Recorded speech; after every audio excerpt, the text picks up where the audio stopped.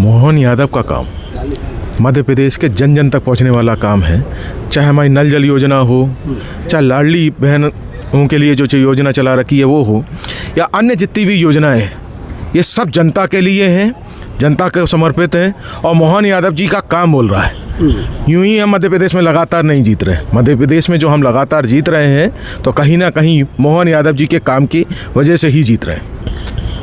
कई विपक्षी दलों का और कई लोगों का ये मानना है कि भ्रष्टाचार की सरकार इन 2 सालों में चल रही है, चूँकि मोहन यादव अब गद्दी पर बैठे हैं। कुछ तो लोग कहेंगे, लोगों का काम है कहना, इसमें कुछ नहीं रखा। एक भी आरोप आज तक ज़मीन पे लेके नहीं उतार पाए विपक्ष वाले।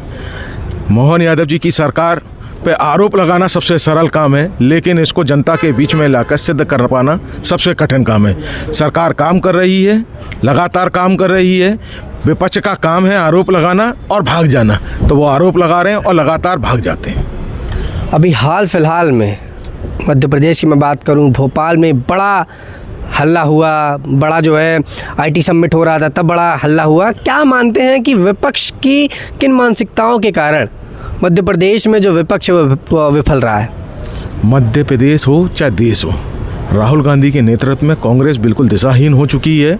विपक्ष बिल्कुल मूल्य आधारित राजनीति से बिल्कुल दिशाहीन हो चुका है। इन्हें कोई मतलब नहीं है देश से, ना समाज से, ना जनता से। इनको केवल अपनी फ़ोटो चमकाने के लिए राजनीति करनी है। चाहे IT समिट का मामला हो, चाहे अन्य किसी भी मामले में, ये केवल अपने चेहरे चमकाने की राजनीति कर रहे हैं। जनता के मुद्दे उठाने का कोई सरोकार का काम नहीं कर रहे।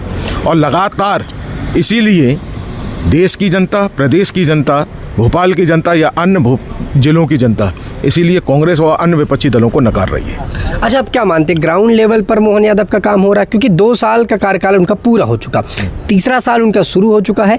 इन 2 सालों में आप क्या मानते हैं किन चीज़ों पर काम ज़्यादा बेहतर हुए और कितने बेहतर हैं मोहन यादव? आप जब शहरों में निकलेंगे तो मेट्रो बनती दिखाई दे रही है, सड़कें बनती दिखाई दे रही हैं, लाइट का जाल लगातार बढ़ते जा रहा है। इंफॉर्मेशन टेक्नोलॉजी के मामले में मध्य प्रदेश आज बहुत अग्रणी राज्यों में से एक है। हम लगातार तरक्की कर रहे हैं। किसी ग्रामीण परिवेश में जाएंगे तो नल योजना के माध्यम से हर घर तक हम जल पहुंचाने की सुनिश्चित कर चुके हैं। किसानों को बीमा योजना के तहत हो या अन्य योजना के तहत हो, भावांतर योजना के तहत हो, हम लगातार लाभ देने में लगे हुए हैं। आप कहीं भी मध्य प्रदेश में कोई भी तस्वीर उठा के देखिए, अगर किसी प्रकार की कोई प्राकृतिक आपदा आती है तो अगले 24 घंटे के अंदर सरकार किसानों को मदद पहुंचाने तक पहुंच जाती है। सरकार का जो नैतिक दायित्व है वो सरकार पूर्ण कर रही है, लगातार जनता की उम्मीदों पे खरा उतरने का प्रयास कर रही है। ऐसे में विपक्ष की मैं बयान करूं, और जीतू पटवारी जो यहाँ के एक बड़े दिग्गज नेता माने जाते हैं और यहीं से दिग्विजय सिंह हैं, उनका ये कहना है कि हमारे समय में हमने इतना डेवलपमेंट कर दिया था कि बीजेपी को कुछ करने की ज़रूरत नहीं थी, लेकिन बीजेपी उन्हीं कामों को उखाड़ रही है, फिर से बना रही है, फिर उखाड़ रही, फिर बना रही है।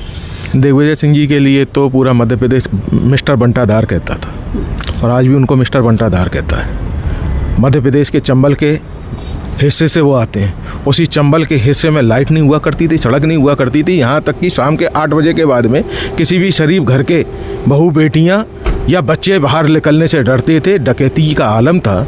वो दिग्विजय सिंह जी क्या कहेंगे? जो पूरे देश में नकारे जा चुके, वो दिग्विजय सिंह क्या कहेंगे? रही बात जीतू पटवारी जी की, तो जीतू पटवारी मुझे लगता है कांग्रेस के अंदर सबसे अपरिपक्व अध्यक्ष आए हैं अभी तक के। उन्हें आटे तेल का भाव नहीं मालूम। वो माननीय मुख्यमंत्री, पूर्व मुख्यमंत्री शिवराज जी के यहाँ जब पहुँचे तो क्या लेके गए और क्या बात कर रहे थे उनको ये एहसास नहीं है। केवल अपनी फ़ोटो चमकाने के लिए और राहुल गांधी के क्लासरूम में अपने नंबर बढ़ाने के लिए वो जो भी करते हैं, इसके अलावा उनका जनता से कोई सरोकार नहीं है।